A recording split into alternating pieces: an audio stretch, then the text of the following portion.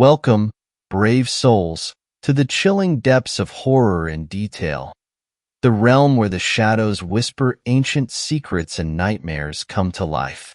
I am your guide through the darkness, and on this channel, we delve into the spine-chilling world of Wendigo horror stories that will send shivers down your spine.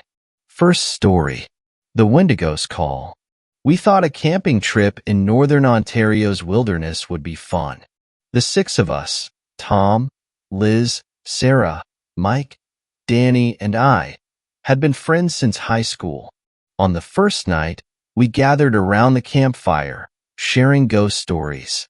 Tom, ever the prankster, told us about the Wendigo, a malevolent spirit from Algonquin legend that turns humans into insatiable cannibals. We laughed it off, but the dense forest around us seemed to whisper warnings. The second night, strange calls began. They were distant at first, echoing through the trees. Long, mournful howls that sent chills down my spine. Probably wolves, Mike said, but he sounded uneasy.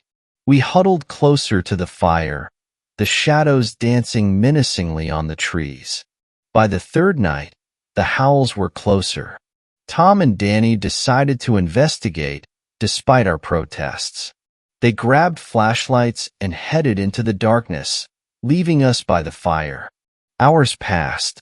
We called out for them, but the forest swallowed our voices. When they finally returned, something was off. Their eyes were wild, their clothes torn. "We didn't see anything," Tom said shakily. Danny just nodded, staring into the fire as if he could see something we couldn't. We exchanged worried glances but said nothing. The fourth night, Liz went missing. She'd gone to collect firewood and never came back. Panic set in. We searched the forest, calling her name until our voices were hoarse. There was no trace of her. Tom and Danny grew more erratic. They whispered to each other in hushed tones, casting paranoid glances our way. It felt like they were hiding something, but fear kept us silent. On the fifth night, the howls turned into screams, agonizing, human screams that echoed in our ears long after they faded. We were terrified, huddled together in the tent, clutching each other. I couldn't shake the feeling that we were being watched. The next morning, Mike was gone. His sleeping bag lay empty, the zipper torn open as if he'd been dragged out. Tom and Danny insisted we move camp, but their eyes gleamed with something sinister. I realized then, too late, that they were no longer my friends. They were something else, something hungry.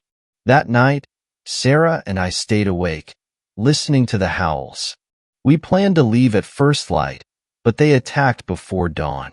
Tom and Danny, or whatever they'd become, came for us with an insatiable hunger in their eyes. We fought, but it was no use. I managed to escape, running blindly through the forest, the screams of my friends echoing behind me. I stumbled upon a ranger's cabin at dawn, exhausted and delirious. The rangers found me raving about the Wendigo. They never found my friends. Sometimes, late at night, I hear those mournful calls, and I know they're still out there, hunting. And I know one day, they'll come for me too. Second story, Watching for Wendigos. "Don't aim between the eyes, princess," he said. I peered through the night scope at the shapes coming out of the woods. Their brain pan is short, like a bear's. If you hit him between the eyes, you'll just part his hair and piss him off. Aim for the nose. Months ago, something changed. Wendigos weren't hunting solo anymore. Instead, they were hunting in packs. They got my mom and my little brother within just a few days of each other.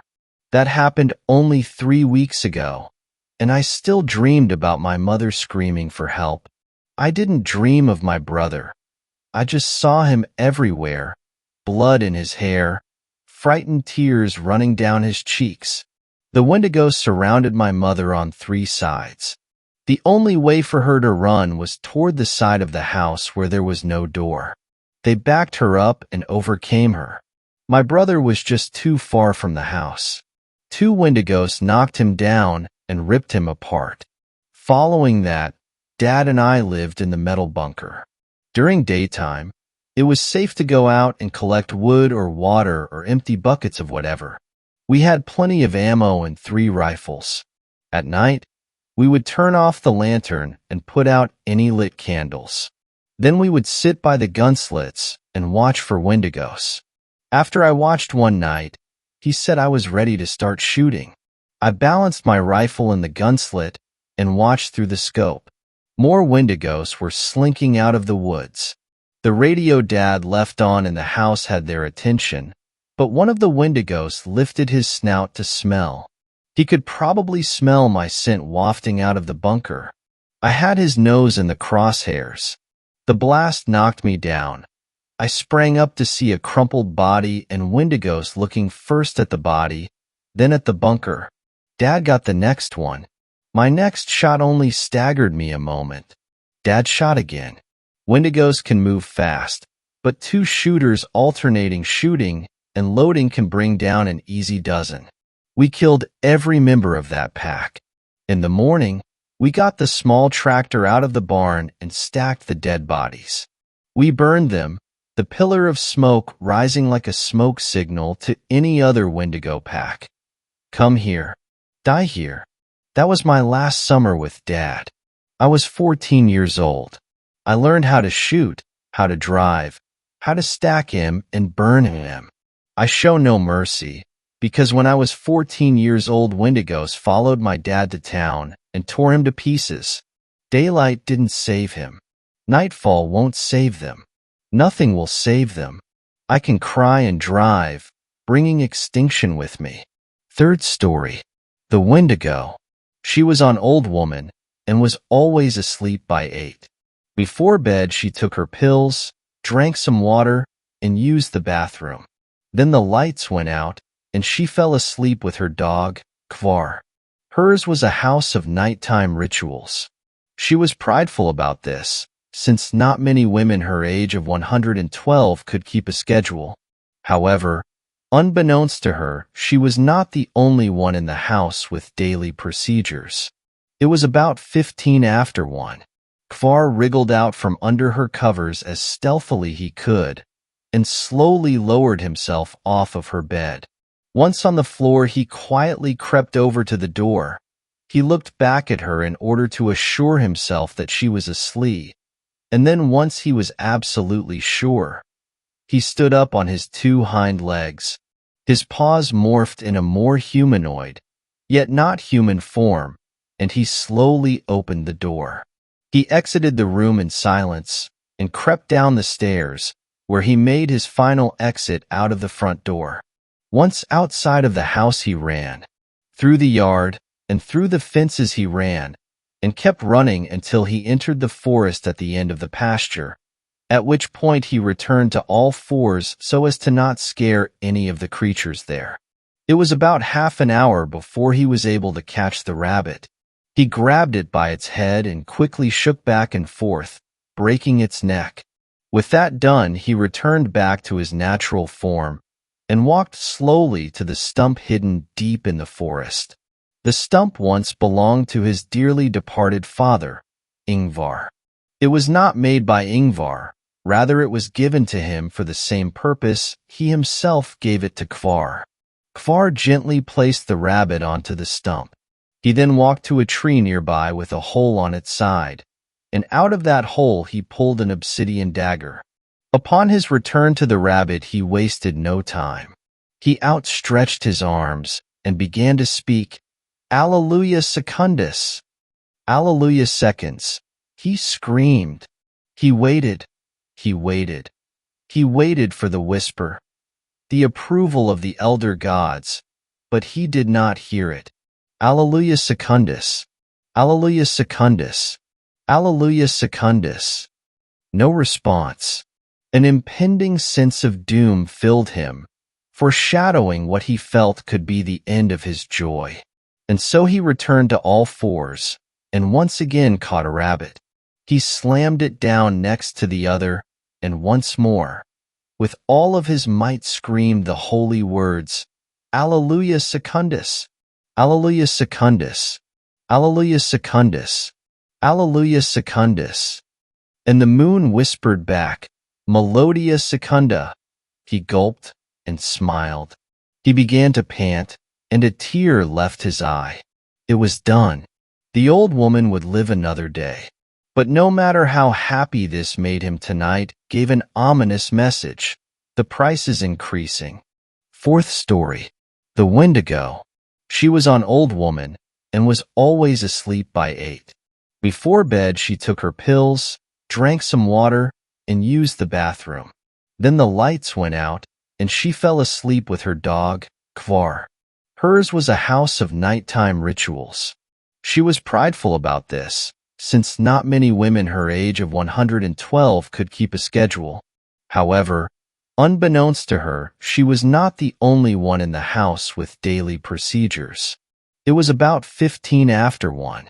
Kvar wriggled out from under her covers as stealthily he could, and slowly lowered himself off of her bed. Once on the floor, he quietly crept over to the door. He looked back at her in order to assure himself that she was asleep, and then once he was absolutely sure, he stood up on his 2 hind legs. His paws morphed in a more humanoid, yet not human form, and he slowly opened the door. He exited the room in silence and crept down the stairs, where he made his final exit out of the front door. Once outside of the house, he ran. Through the yard and through the fences he ran, and kept running until he entered the forest at the end of the pasture, at which point he returned to all fours so as to not scare any of the creatures there. It was about half an hour before he was able to catch the rabbit. He grabbed it by its head and quickly shook back and forth, breaking its neck. With that done, he returned back to his natural form and walked slowly to the stump hidden deep in the forest. The stump once belonged to his dearly departed father, Ingvar. It was not made by Ingvar, rather it was given to him for the same purpose he himself gave it to Kvar. Kvar gently placed the rabbit onto the stump. He then walked to a tree nearby with a hole on its side, and out of that hole he pulled an obsidian dagger. Upon his return to the rabbit, he wasted no time. He outstretched his arms and began to speak, Alleluia Secundus! Alleluia Seconds! He screamed. He waited. He waited. He waited for the whisper, the approval of the elder gods, but he did not hear it. Alleluia Secundus! Alleluia Secundus! Alleluia Secundus! No response. An impending sense of doom filled him, foreshadowing what he felt could be the end of his joy. And so he returned to all fours, and once again caught a rabbit.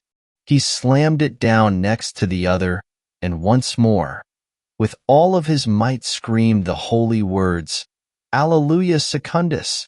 Alleluia Secundus! Alleluia Secundus! Alleluia Secundus! And the moon whispered back, Melodia Secunda. He gulped and smiled. He began to pant, and a tear left his eye. It was done. The old woman would live another day. But no matter how happy this made him tonight, gave an ominous message. The price is increasing. Fifth story. I once went to South Carolina and something followed me home. Alright, for context, I had a long-distance best friend who was graduating, and he invited me to see his graduation. He paid for my airfare and everything. Of course I said yes. I went to South Carolina and we had a great time.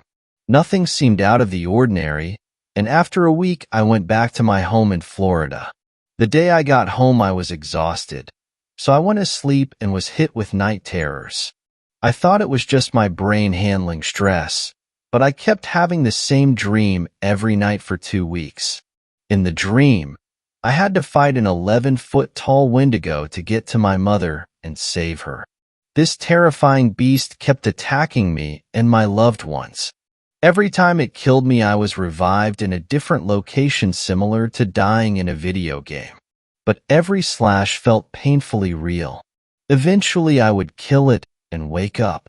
After 2 weeks from this dream, I was getting tired of this thing haunting my sleep, so I decided to just stay up and focus on my writing.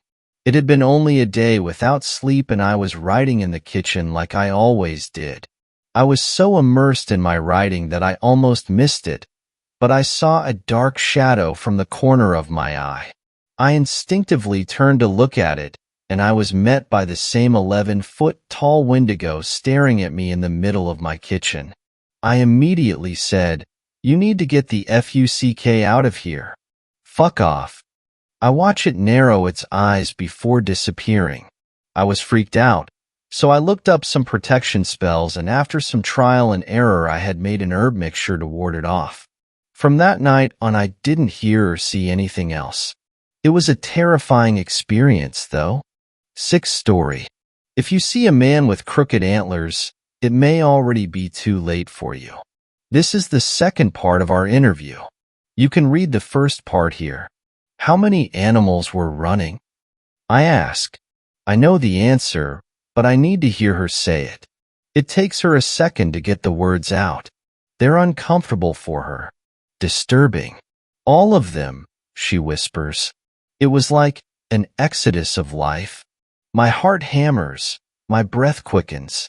All of it, each detail of her story means one thing. The callous man is coming. I take a breath and stand up from the chair, stretching my legs. My back feels like it's been crushed between two boulders, and sitting for any length of time always turns it into a pin cushion. Still, I couldn't be happier. "Everything all right?" she asks. "Peachy." I pick up the clipboard and clear my throat. What happens after the animals flee the tree line? She opens her mouth to speak, but stops. Her eyes glance down to my open briefcase, staring at the manila folders and the crinkled old water bottle, filled with grimy black fluid. "Why do you have that?" she says, wrinkling her nose. "Its label is yellow. It looks like it's 20 years old. What's that gunk inside?" I scowl, kicking my briefcase closed. "An experiment. It's nothing to concern yourself with. Now then, if you wouldn't mind continuing, I'd like to hear what happened following the exodus." There's a moment of shared disdain between us. She feels like I'm hiding something from her, and I feel like she's putting her nose in places it doesn't belong. Thankfully, it doesn't last long, and she continues her account. Rachel calls my name from the main area, then she limps into the bedroom, leaning against the doorway. She looks really shaken up. She asks if I saw all the animals taking off, and I tell her I did. Her eyes are getting wide, and I can tell she's throwing herself into another panic attack. So I tell her that they're probably just running from the storm. Do you believe it? I don't know. Maybe. It seemed like the only logical reason, but at the same time the whole scene felt so eerie. So wrong. She opens her water bottle and takes a drink. Either way, it's not like I'm gonna start feeding into Rachel's paranoia. One of us has to be calm, right? I shrug. Sure. You said the sun was setting when the animals made a run for it. Is it dark yet? She nods. Mostly. I mean, the last rays of sunlight are just barely peeking over the treetops. The storm's making it worse. The clouds are blocking a lot of the light. I get to move on with finishing setting up the tent, and we set up this LED lantern that Rachel brought. It feels weird. In what way? The silence. She pauses, shakes her head, and then mutters something. Sorry, that's the wrong word. It isn't silent. The wind is howling and the rain's coming down pretty hard, but there's no sounds of life. No crows cawing, no squirrels chattering. I don't even see any bugs in the cabin, despite a whole shitload of spider webs. I brush it off, though. I keep telling myself one of us has to be calm. So we close the bedroom door and settle ourselves into the tent. Neither of us have much of an appetite, so we eat a couple of protein bars for supper and pull out our books. We don't talk. I don't even know if we actually read. I know I don't. I stare at the words, but my mind's a million miles away, too wrapped up in the feeling that something is wrong with this place. Something's wrong with this scenario. She sighs, running a hand through her blonde hair. I chalk it up to the darkness. Things always seem scarier in the dark, you know? I nod. The dark has always had a powerful effect on human beings. It makes it more difficult for us to see our enemies, and in my line of work, easier for them to see you. It's a lose-slash-lose environment. Unfortunately, it's often a necessary one. You don't talk at all? I ask, sitting back down in my chair. Not at first. After 10, maybe 20 minutes, Rachel breaks the silence. She asks if we should use my rescue beacon, since it's getting pretty bad outside.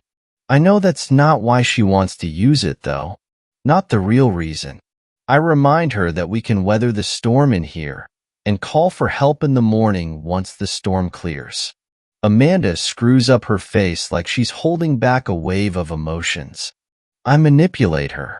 I remind her my dad was killed during a botched search and rescue job, all because some teenagers couldn't exercise a little common sense. I study her. Perhaps she's more cunning than I thought. Naive, though. Still so naive. Rachel lets up.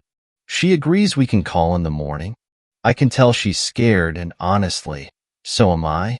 And I know what we're both thinking, so I blurt out that there's no such thing as monsters. I tell her we're fucking adults, and we'll deal with this. Amanda chuckles. It's a small thing, full of disbelief and regret. I promise her we'll laugh about it in the morning. The woman's not bad with a story. I idly wonder how popular her blog is. Unlike the gum in my mouth, her words have flavor. I dig in my jacket pocket and pull out my pack, popping a fresh piece free. It's not a cigarette, but it's the next best thing. Famous last words, I say with a grim smile. What's Rachel think of your pep talk? She's fine with it at first. I think she might even be on board. She doesn't want to spend the night terrified any more than I do. So anything that makes that fear a little smaller is a welcome distraction. Amanda swallows, and her expression goes blank. It seems like everything's going to be just fine, like it's just another overnight hike. At least, until we hear the footsteps outside. Here we go. There's a creaking sound, like old wood straining under something's weight. It's hard to hear over the roaring wind, but given of our mental states, it's practically unmissable. Something's outside. The footsteps are slow, gradual. Whatever's out there is taking its time, and both of us are frozen in fear. Rachel grabs the lamp and turns it off, and I suddenly realize just how dark it really is. It's pitch. I can barely see Rachel, and she's sitting close enough that we're touching. It's just us, the storm, and the sound of footsteps now. I whisper to her that it's probably a deer, or maybe a mountain lion, or just some kind of animal looking for shelter from the storm. Amanda's eyes are glazed, her hands picking at the fabric of her jeans. She's lost in the memory. I don't believe it myself. Something inside of me is rioting and telling me that we're not safe. We haven't been safe since the moment we walked into that cabin, and we won't be safe until we're far away. Still, I take a breath. I repeat that stupid internal mantra that one of us needs to be an adult. One of us needs to be rational. So we wait. I whisper to her that all the doors are closed. No animals are going to get inside. We're safe. We're safe. I keep repeating it, like if I say it enough, I'll start believing it too. I do my best to reassure her and stave off another panic attack. Amanda uncaps her water bottle and takes a quick swig. Her hands grip it, squeezing, and the plastic crinkles. It works. Maybe. I can't see her, but I can't hear her either. She's not screaming. It's good. She swallows. Then I realize things are bad. Really bad. Why? We hear this sharp whining sound, like rusty hinges, and we recognize it. It's the front door of the cabin. Something opened it. The next second, the sharp whining is followed by dull thuds, like heavy footsteps. The floorboards groan, and we hear it, whatever it is, moving through the kitchen and into the main area.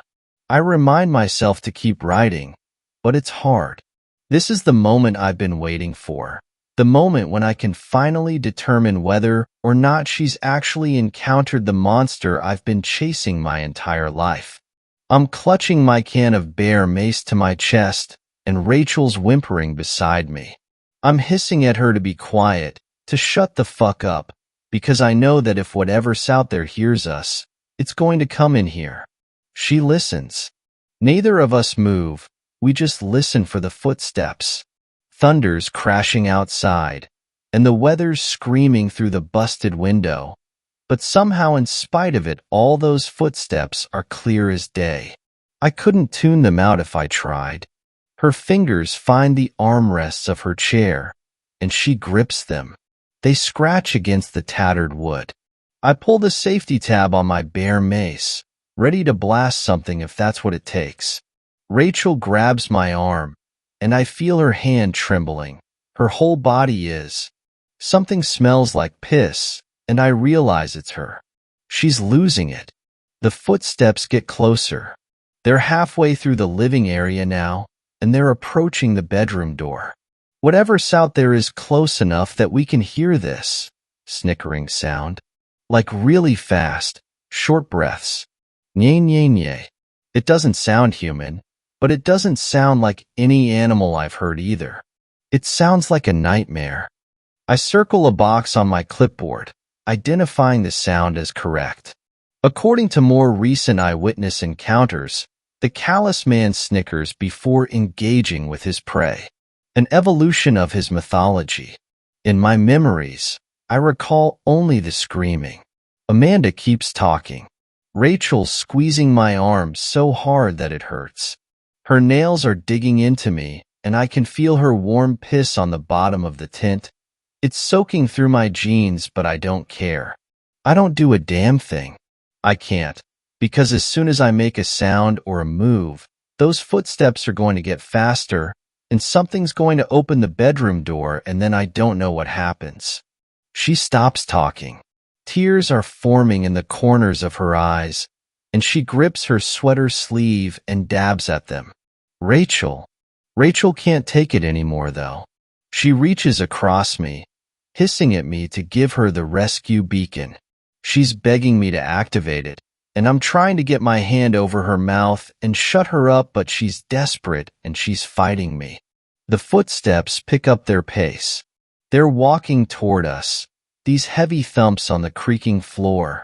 I whisper to Rachel if we send the distress call, the beacon's going to start beeping. Tears slip down her cheeks and Amanda stares, transfixed at the concrete floor. There's something swimming in her eyes, and I think it's self-loathing, but I can't be sure. All I know is it's familiar. Continue, I say. Rachel gets hold of it. She hammers at its buttons, and it works. It starts beeping. The signal's sent. Amanda's voice trembles. Her lips quiver with the onset of her next words. The bedroom door opens. It's this long, drawn-out screech, and both of us freeze. It's just the rusty hinges and the beacon beeping. I want to scream. I want to run. I think we both do, but we're too afraid. We're paralyzed. She swallows. I get my finger ready on the trigger of the bear mace. I don't want to use it inside.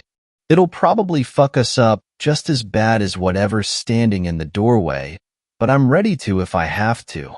Moments pass, and all we hear is the beacon beeping and the rain and thunder outside. Then, there's that snickering again. fast and raspy. It's followed by footsteps, and now that it's in the room with us, it sounds big. The tent shakes. The whole room shakes. It's dark enough that we can't see so much as a shadow through the canvas of the tent, but soon we don't need to. The footsteps start circling us, and then a finger presses to the wall of the tent and begins tracing around it. Whatever it is, it starts sniffing. Softly at first, then louder and with more intensity. I realize it isn't a man. It's some kind of animal. It sounds beast-like, feral, and hungry. Amanda closes her eyes, putting her head in her hands.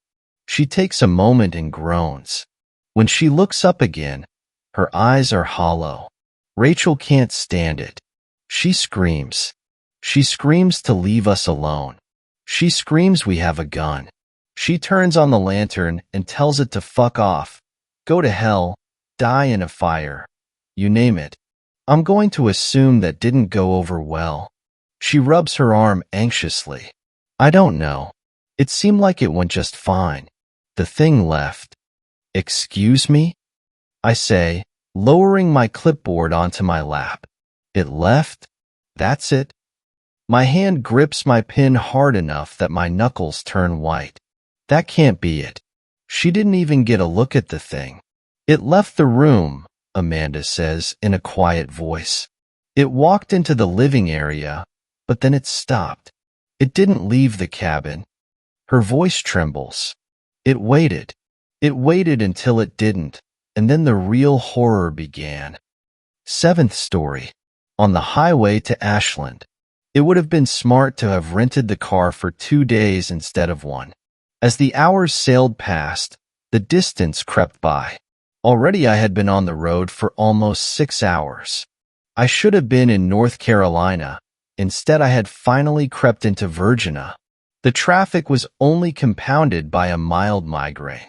For the last few weeks, I had been plagued by an almost continual migraine that ebbed and flowed like the tide. Despite that, I had decided I would drive down from New York City to Florida in 1 day. A trip of only 14 hours according to Google. That didn't include stops, or I soon realized traffic. I'd lost most of the afternoon sitting in traffic, starting on the edge of Delaware and continuing all the way through until Virginia. Once past Fredericksburg, it seemed the traffic suddenly cleared. A mix of the late hour and inky darkness. The moon, absent from the sky, forced those still out on the road to use their brights, casting blinding light flares into the back of my eyes that only agitated my creeping migraine. It wasn't like the brights helped anyways. The darkness engulfed everything the light did not touch. If there was a world outside my high beams, I couldn't tell. None of it helped me to stay awake. For a while after the sun had set, I had used bitching to keep myself awake. Fucking cars this. Learn how to use a turn signal, asshole that. I never meant any of it truly, but being heated, even falsely, helped keep the mind active. As 10 rolled around, I found it hard to muster the energy to grumble about the other drivers who I felt were most likely struggling like myself. Driving at night in the middle of winter is hard. The nights start early and stay for too long. To remedy my exhaustion, I had taken to singing, something I did regularly to keep myself awake or to chip away at stress. The playlist I knew well, a mix of underground Southern Gothic and old-time country. Despite all that, I didn't feel the music, but made sure to keep the words going. Full throttle or soft mumble. As long as my mouth moved, it helped to keep me awake. I couldn't tell you any of the songs that I sang at the time, my mind offering no focus as the words were second nature. Yet I know for a fact that when I spotted the man on the side of the highway, Carry Me Home by the Sweeplings came on. I was singing it at the top of my lungs, trying to pull myself around as the darkness steadily attempted to lull me to sleep. My high beams were off as cars were passing on the opposite side of the highway, leaving me with only about 10 feet of visibility. The man seemed to be a part of the darkness as my lights revealed him. For a split second he was laid bare to my eyes before being quickly swallowed back up by the darkness. My entire body went cold, my heart switching into overdrive, and my eyes began to water ever so slightly. I had not seen him until the last second. If I had swayed, or if he had moved into the lane, I would have hit him. The sudden panic that the sighting instilled faded quickly, allowing me to finish singing the final stanza of Carry Me Home, a repetitive phrase repeated with increasing urgency. Quietly I feel your whisper settle on me, quietly I'm carried on. With having seen the man, heart still beating, I gave the verses my all, feeling the power of a favorite song again since the sun had sunk below the trees. I finished the song, my heart no longer pounding, the car momentarily silent before the next. In the silence, the car was filled with a voice, soft and low, drawing my attention to the passenger seat. Sheer panic filled me. The car veered madly, and a deathly scream was torn from my lungs. The sudden realization that someone was in the passenger seat gripped me with a fear so great that everything but panic left me. If not for the calming hand that grabbed hold of the wheel, the car would have been off into the ditch and probably into the other side of the highway, as the car was locked on 70 miles per hour. The car stayed on course, the giant dark hand keeping it steady while I somehow became calm. It wasn't gradual. My heart didn't slowly stop pounding, nor did the adrenaline fade. It was as if, with a single breath, everything became normal again. Except my mind was moving rapid fire. The horror still there even if my body refused to follow suit. There was someone in my passenger seat holding the car on course. And now that my body was calm, I feared for my dog. She had been asleep in the seat. Or had she? Had someone snuck into the back, and they were now going to kill me? Somehow the person beside me knew my thoughts, and in the same low, soothing voice attempted to curtail my fears. He meant no harm, and my dog was fine. Despite his words and tone, I could not bring myself to look. My eyes locked onto the road in front, or the hand that guided the wheel. Why my car? What could I do to stop this? I didn't have a weapon. My phone was in the center console between us. He could easily prevent me from getting it, or from doing anything really. There are those that are under the impression that the ink and the black is no longer present. I finally turned to look at the man, my confusion compounding. With only the glow of the headlights and console, his features were hard to make out. What I could tell was that he was a large man, with broad shoulders, his face mostly obscured. Ink and the black? The man had to be crazy. I knew he had to be crazy, and attempted to go through all sorts of possible ways to get out of the situation with my dog. Stupidly, I couldn't leave her. I need only to go to Ashland, and there I shall leave you. Where the fuck was Ashland? Not far, he assured me. Our time would be short. I'd rather it not at all. He continued to try to soothe my fears, explaining in a cryptic way his reasoning for joining me on the ride. What mostly set me at ease was the sign for Ashland saying it would only be 34 miles.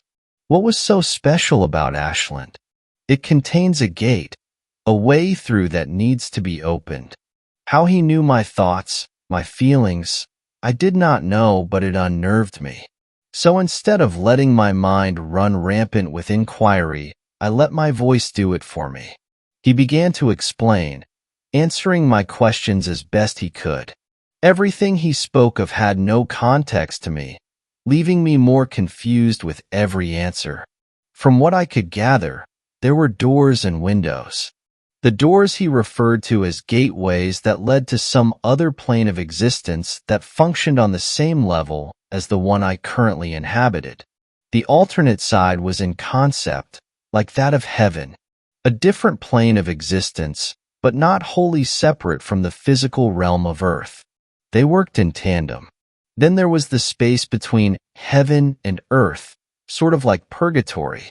though it wasn't the place souls waited to get to heaven. More like the little towns that crop up alongside highways to aid travelers on their way to their destinations. People lived and worked there, but no one could name the town if asked. Then there was the third order, the heaven realm rulers of sorts. They were the ones who typically aided in opening the gates and windows to the space between, as those in the space could only open it directionally, i.e. they could cross to a different plane but be unable to return.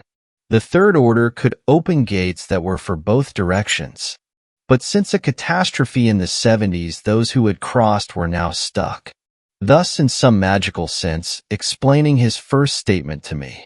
His cipher name was the Ink and the Black, and people believed he had managed to get back over or had died trying. There were those on this plane that knew of his existence and were actively searching for him through an old acquaintance. As to why his acquaintance now looked for him, he did not know. But he did know that the crew that looked for him were being guided to a ritual to open a gate. If they were successful, beings from the space between would come out rather than return, as the intention of the group is merely to open the gate, not make it a gateway. Despite what sounded like a war of the world situation, the man brushed it off as nothing. Lower-level beings would come through and cause a ruckus in the caves where they chose to dwell. Nothing more. The leader of the group, the man referred to as a blue star, or at intervals a guiding light. By his hand alone could the gate be opened. The chosen one idea. I must have sounded incredulous because the man continued on with the idea of the blue star. There were those whose third eye had aligned with it, and those guided by it. For the group leader, he was guided, where I was aligned. It sounded silly and ridiculous until he asked if I had migraines. Ones that had been plaguing me leading up to this and now, in his presence, had gone. It took a moment to check my mind, hunting for the slight ache that traveled around the recesses of my mind. To my surprise, it was gone. My mind, for the first time in weeks, was clear from pain. My migraines were caused by my alignment to the star, my third eye being open but unused. He asked if, when I got a horrible one, whether or not I saw figures. I had always chucked up the shadowy outlines to migraine auras or hallucinations. When a crippling migraine struck, I became immobile, my head feeling like it had been filled with boiling water to the breaking point on the verge of exploding. My vision often faded in and out, leaving me to fumble every time I needed to vomit. Not like it mattered, as my motor skills left me as well. In that state, anything that happened I assumed was caused by the insane amounts of pain. To my surprise, he seemed genuinely concerned about the severity of the bad migraines and asked after my health. Leaving the realm of the weird momentarily, he did eventually circle back around to the weird. The shadowy figures I saw during my migraines were those from the space between. Unlike him, they were still there, and because of my third eye being activated, I could see them. All the while I wondered, why tell me all of it? Why go through the trouble of trying to lay out everything to the best he could? From what it seemed, the group that was looking for him had to figure it out on their own. That they had made decent progress. Those that go looking will not find what they seek. Those that go running have no choice but to be found. I must have stared at him for a good minute, because he reached over and took the wheel for a bit, keeping the car on its course. He went on to ask whether, after everything he'd told me, if I'd go looking. Probably at first, but then I'd get distracted by life and put all of it towards the back of my mind. Proving his point. If he chose to only drop hints, it would make me even more likely to ignore it all. Thus the info dump, which was still a stretch. Despite answering everything else, he would not give me a clear answer as to why me. To that he remained cryptic. Something to do with the blue star, but that was all he would give. The miles had gone by quickly, and soon the signs for Ashland were appearing. 1 mile to the exit. It was then he offered a name, Indrid. I asked if he wanted me to go into Ashland proper, but I was met with silence. A glance let me know the man was gone. My dog, the only thing in the passenger seat. As fast as he appeared, he had also gone.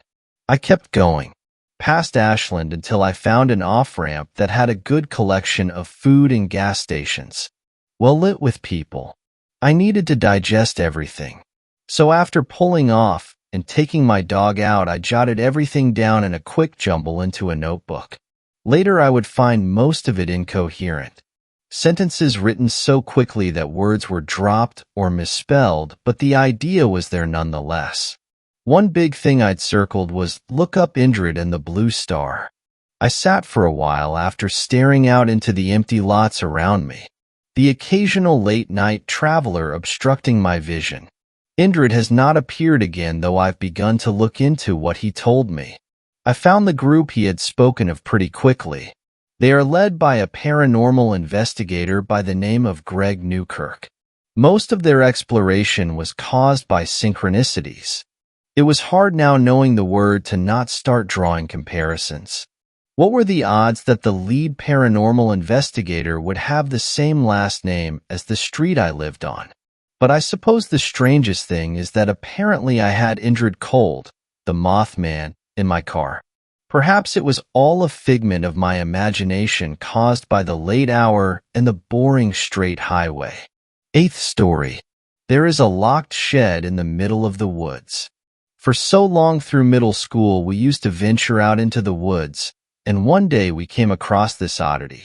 Michael thought it was being used to grow weed. Patrick thought it was just an abandoned hunter's post. But if it was abandoned, then why did it have a padlock on it? My friend Carlson speculated it was used by human traffickers. We all had wild theories about what may have been behind the doors of that ominous shed in the middle of woods, and multiple times we said that we were going to bust in and see what it was for ourselves, and every time we ended up getting cold feet. However, school was ending, summer was approaching, and we would all be going our separate ways as Michael was moving and Carlson was going to a different school. We were all trying to decide on what we would do with our last days together, and we all had the answer in the back of our minds. We were going to put the mysterious shed behind us and see for ourselves what it was once and for all. After school, we grabbed some water and our bikes and rode out for the portion of the woods we usually ride around and play in. It was a noon dismissal, so we had plenty of time to figure out what was in that shed and go about the rest of our last day together. The journey was uneasy. I don't know if it was the sadness of knowing that our friends were going away, the excitement of solving an age-old mystery, or if it was something else entirely. I would almost call it a sense of dread, but what was so scary about a creepy tool shed in the middle of the woods? Finally, after about 20 minutes, we arrived. The small metal structure stood like a sentinel against the overgrowth that had encroached upon it, bearing marks from animals attempting to get in. Carlson took out a pair of pliers to cut the rusted chains around the doors. "I still can't believe your dad let you use that." "He didn't let me. He was just too drunk to see me take it." With a snap, the rusted chains gave way and fell to the ground. The doors began to swing open, and I could almost hear the sound of everyone's heart pumping in anticipation. The doors swung open to nothing but a small writing desk and a hatch that led further underground. Well, this was disappointing. Patrick blurted out, "Come on, guys, there has to be something interesting in here. Maybe check the drawers for some lost cash." We looked around, and all we found were notes, too time-worn to make out any sentences and symbols. We were about to leave when Carlson opened the hatch. We looked down and saw a ladder that descended onto a concrete stone floor. "Dude, this is getting creepy." I shared Michael's sentiment. Whatever is down there was something we were never meant to see.